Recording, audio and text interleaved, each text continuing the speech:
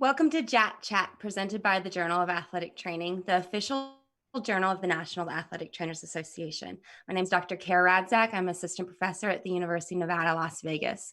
The purpose of today's event is to provide an open forum for athletic trainers and other healthcare professionals to ask questions on the recently published Sports Medicine Delivery Models, Legal Risks, which is available currently online from the Journal of Athletic Training. Today, I'm joined by the co-authors, Dr. Christopher Ingersoll and Professor Jeffrey Rapp. Chris Ingersoll is the founding dean for the College of Health Professions and Sciences at the University of Central Florida. Dr. Ingersoll served as editor-in-chief for two different journals, our own, the Journal of Athletic Training, and the Journal of Sports Rehabilitation, and served as the president of the National Athletic Trainers Association Research and Education Foundation. He was the recipient of the NATA Research and Education Foundation William G. Clancy Medal for Distinguished Athletic Training Research in 2005, and the NATA Sayers Bud Miller Distinguished Educator Award in 2009. He was introduced into the NATA Hall of Fame last year in 2019 and has been elected a fellow on the American College of Sports Medicine, the National Athletic Trainers Association, and the Association of Schools of Advancing Health Professions.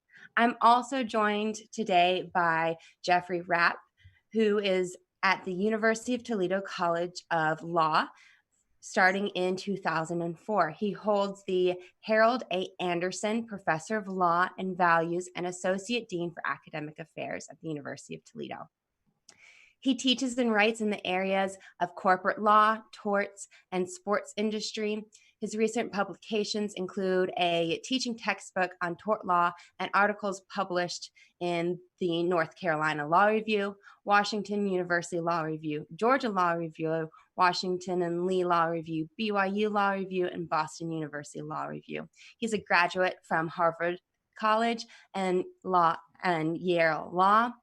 And while in law school, he served as the notes editor of the Yale Law Journal and is a teaching fellow and head teaching fellow for the Departments of Economics and Computer Sciences. At this point of time, I would just like to remind you in order to make JAT Chat work as smoothly as possible, we ask that you submit your questions in the Facebook Live comment section or as a tweet at JAT_NATA using the hashtag JatChat, all one word. At this point in time, I would like to introduce Dr. Ingersoll and Professor Rapp. Thank you very much for both joining me today.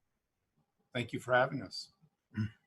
So this is a very different conversation than we're going to be having typically.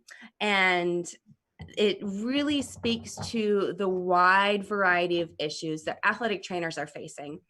And one of the first things that I would like you guys to do, if possible, is to provide a little bit of a brief overview on the three different models that were evaluated in this sports medicine delivery model evaluation.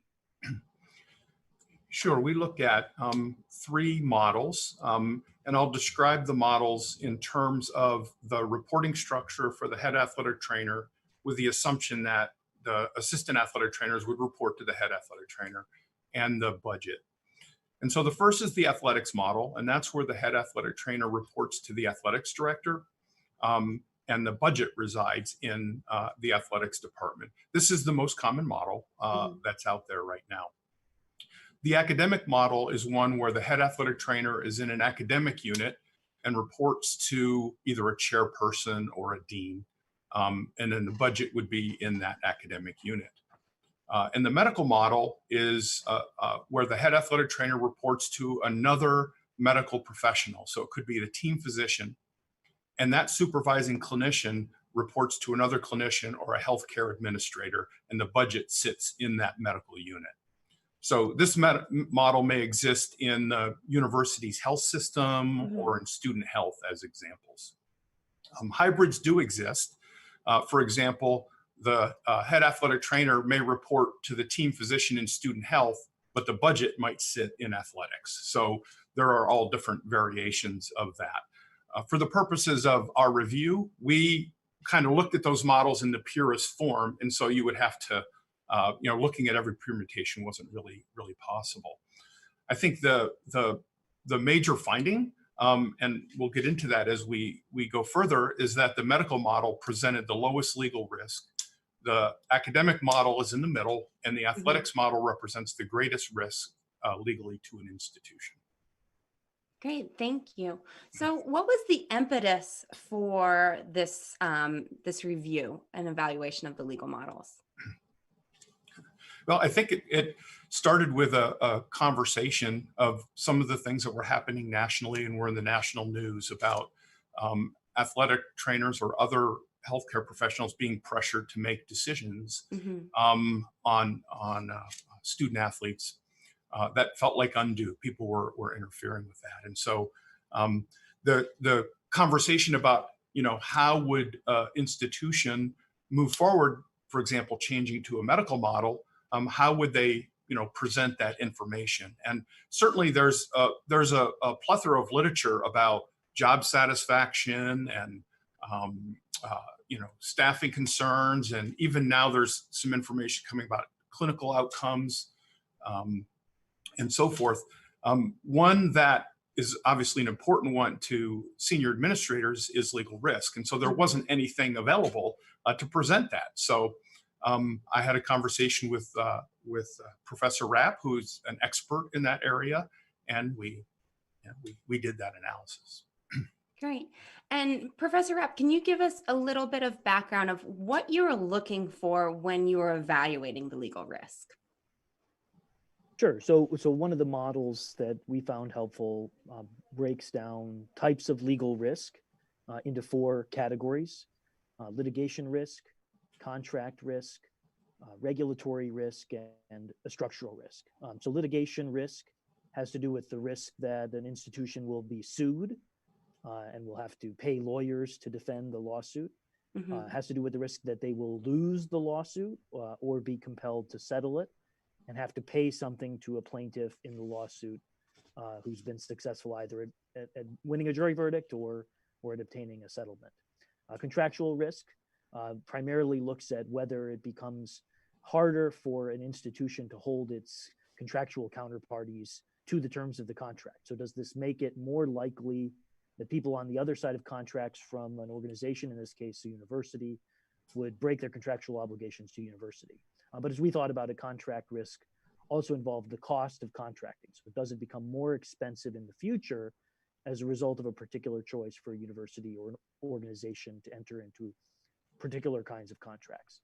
Regulatory risk has to do with the chances that a particular approach to an activity triggers increased scrutiny from regulators. So in most industries, we think about that primarily involving state or federal governmental agencies. But in the case of colleges, we have not only some of those external governmental regulators for some colleges and universities, we also have the NCAA or other athletics organizations like conferences that may change the rules applicable to those universities because of things that happen. And then a structural risk would be a risk where the basic model of the organization is called into question because of legal concerns. So if we have a gambling business and gambling becomes illegal, anything that would trigger that kind of a structural change would be something we'd put in that last category. Thank you for that overview. And you guys found that the medical model had the lowest risk in all 4 of those categories. And one of the questions that we're getting from the audience is, what do you perceive as the primary barrier to switch away from the athletics model? And what are some barriers to the medical model? I guess I can take a stab at that and let Professor Rapp jump in, but I think an important thing to remember if you're interested in moving to the medical model, that any changes to the model that you currently have is an executive decision that's typically made by the president of the university. And this is because the sports medicine program will typically be moved from one vice presidential area to another. And so Therefore, the president and the president's cabinet need to be aware of the relevant issues. So items like legal risks of each model, job satisfaction and work-life balance of the clinicians, and clinical outcomes, external pressure on medical decision-making, clinical pay, clinical staffing levels, all those type of things should be considered. I think it's helpful to summarize all of these findings into a one-page information sheet, referencing supporting literature like case law or research papers or media reports, and make that available to individuals. The amount of information and the various risks, not just legal ones, in terms of changing it from one area to the other is a complex decision. And so the more information you can provide and the more clearly and concisely you can provide it is the best idea. Now, I've shared a one-pager that I prepared, and it might be a little bit out of date, but it gives you an idea of how to consolidate all that information and share it with individuals who are there. And so, you may keep in mind that, so the president's cabinet there may be members who have an interest in this, like general counsel may be concerned about the risk, especially now that we've delineated it in this paper. The athletics director, vice president for student affairs or clinical affairs, or others who may have access to the president should be pulled into the loop, like deans, donors, community leaders, and so forth. But I guess the moral of the story is, A, it needs to be focused towards the best interests of the student athletes, and you need to keep in mind that the university president is most likely the decision maker. Great, thank you. So another question that we have from the audience is, what are the key characteristics that make a school situation consistent with the medical model? So what are the defining factors of being in the medical model? What does the administration structure look like? Yeah. Well, the clinicians will report up through a health system. So whether it's your hospital or student health or whatever, and the budget sits there. That's the pure version of the medical model. So the clinicians are evaluated by a healthcare administrator or another clinician, and not someone in the athletics department. That would be the clear delineation in the medical model. So if there's any performance reviews or annual reviews, they're being done by another medical professional, not somebody within athletics. Correct. And what does that change for the day-to-day for an athletic trainer? Well, I think that's going to depend on the institution. But, the literature identifies, as some of the advantages of the medical model is, A, pay tends to go up when they go in the medical model for the practitioners.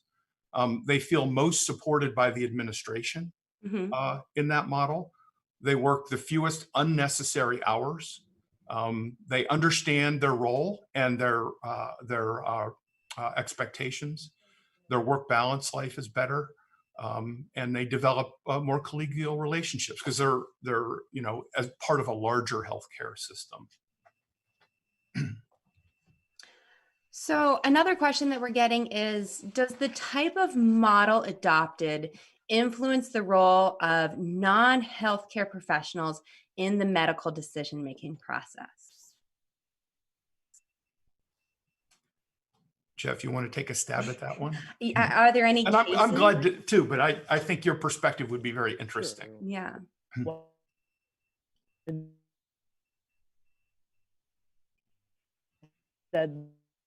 that's one of the Jeffrey, we're not hearing you. I think we lost you.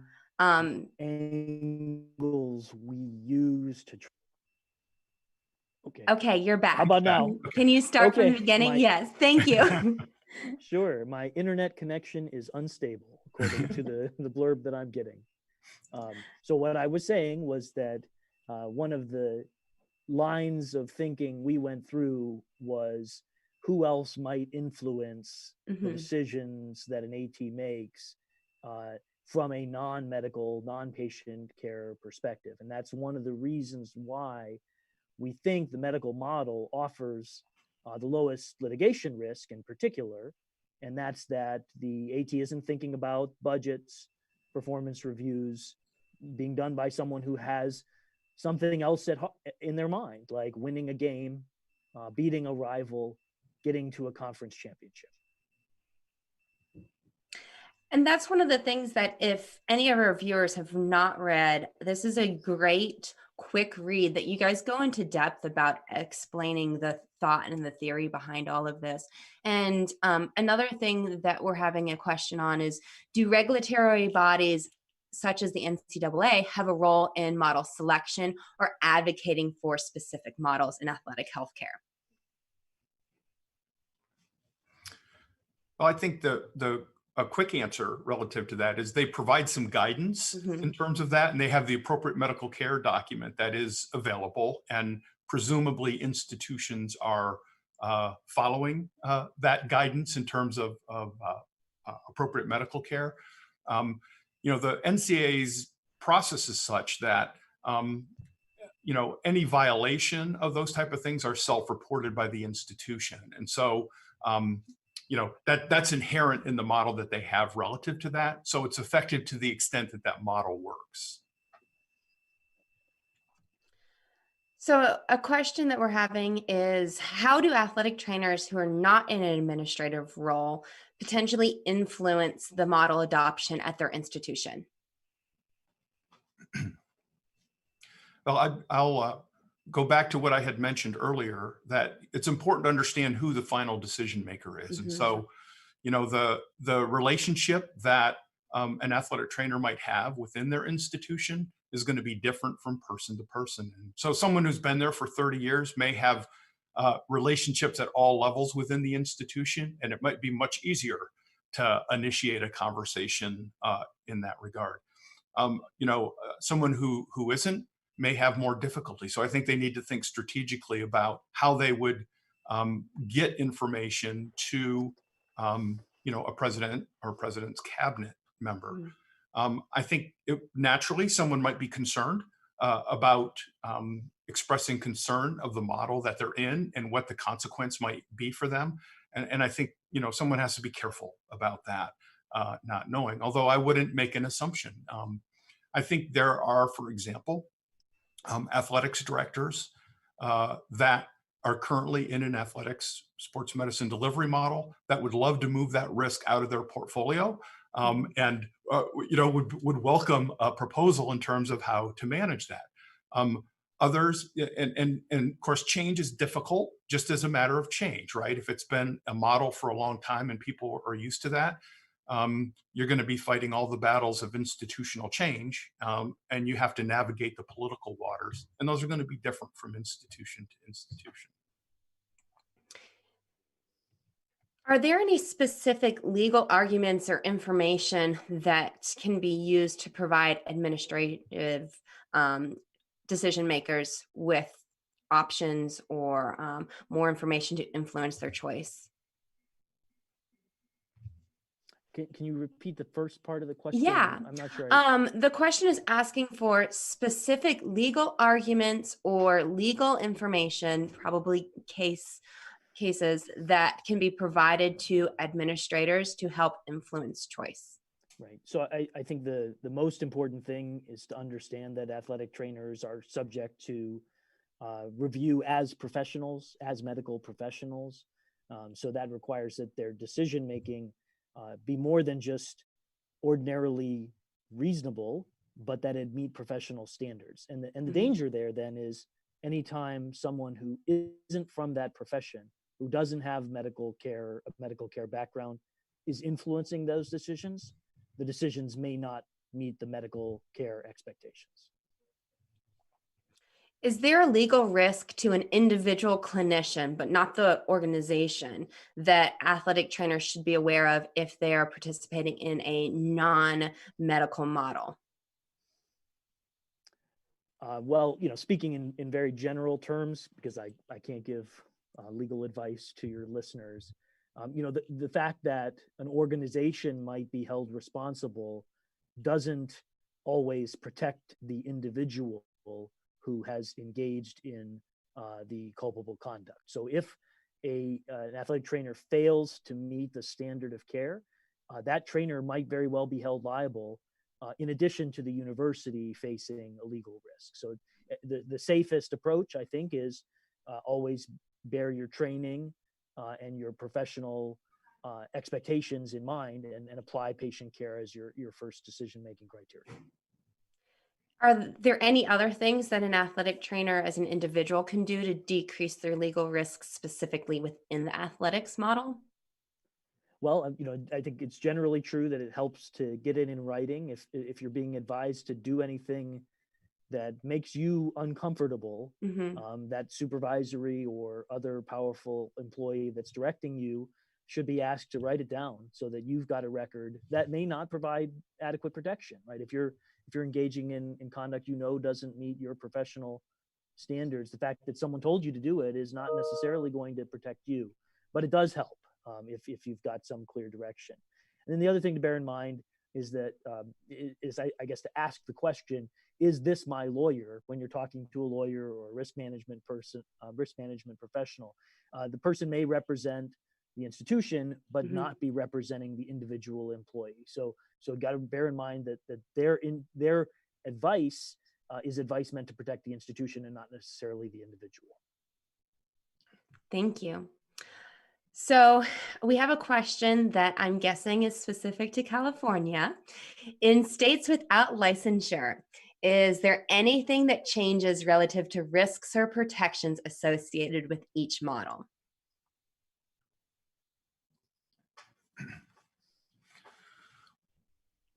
Well, I would assume that someone who is BOC certified would continue to have an ethical responsibility to certain standard of practice, even though there's not, state regulation in that state.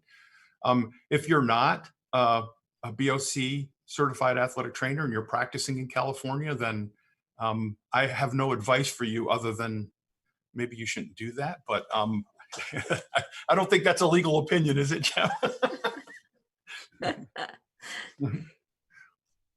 That's a professional standard. Yeah. So licensure is obviously a factor that courts look at in deciding whether or not to apply a professional negligence standard to the conduct of a person in a particular occupation. It's not the only factor. So specialized training, community of self-regulation can lead to a finding, even in a state where there's no clear licensure regime, that a particular category of occupation falls into the professional category. Thank you both. Another question that we have are any good examples of schools that have successfully adopted the medical model and specifically for Division I athletics?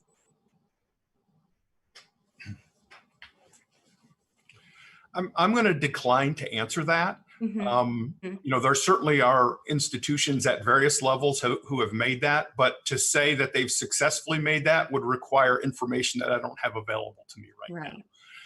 But institutions have at all levels have certainly been successful in making that transition. So let me spin off of that question a little bit and ask, in your mind, what would be markers for success of transitioning? Mine's kind of simple. I think that it puts that athletic trainer in a position where they can practice athletic training and they can be supervised in a way where their performance as an athletic trainer is the primary key for them. And I think that in our profession there are discussions sometimes about how immersed we are in the healthcare world. I think we are healthcare providers. That's very clear, and we need to operate in those boundaries. And the medical model clearly does that for us. Great. From a legal standpoint, are there any markers of success for the transition? Markers of success for the transition. I suppose no one ever uses the organizational structure of the athletic trainer's role as the basis for asserting a claim of negligence. Great. So As we're moving forward, just a few more questions that I would like to ask from you guys. Are there any legal issues or considerations that you see on the horizon for the profession in general? So, obviously, I think the big story has been legal exposure for latent injuries caused by participation in intercollegiate athletics. So traumatic brain injury, concussions, subconcussive injuries are sort of the most widely recognized piece of this.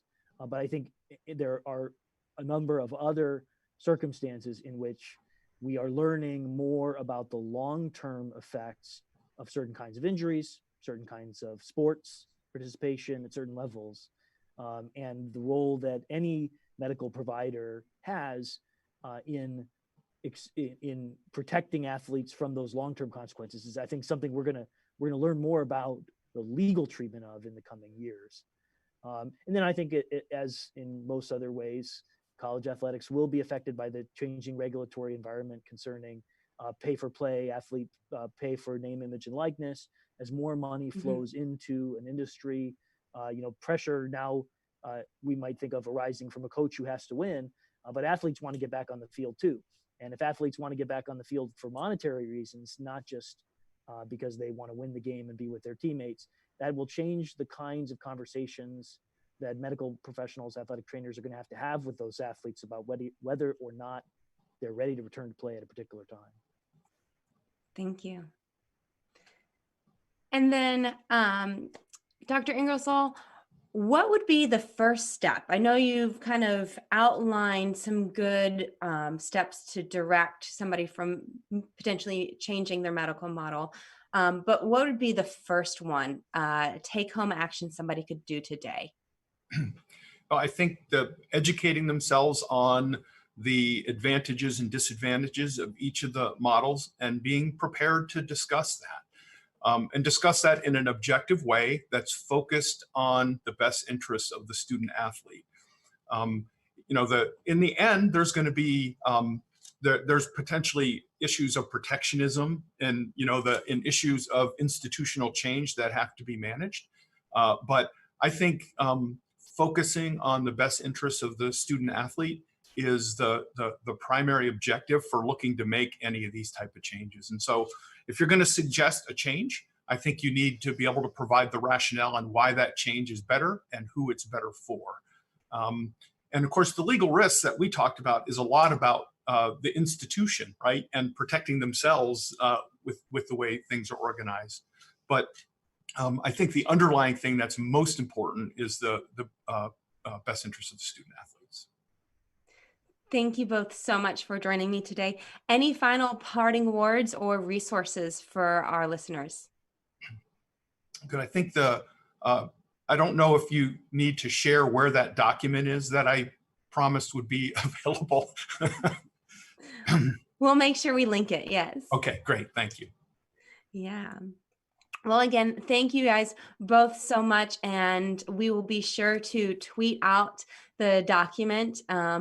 If anybody who's watching or listening has not read this is a really great short primer that has chocked full of information, of an overview of this situation that's probably going to be very pertinent and very timely.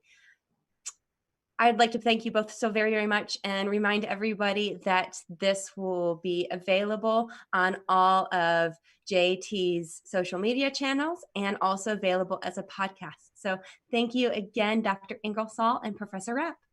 Thank My you. pleasure.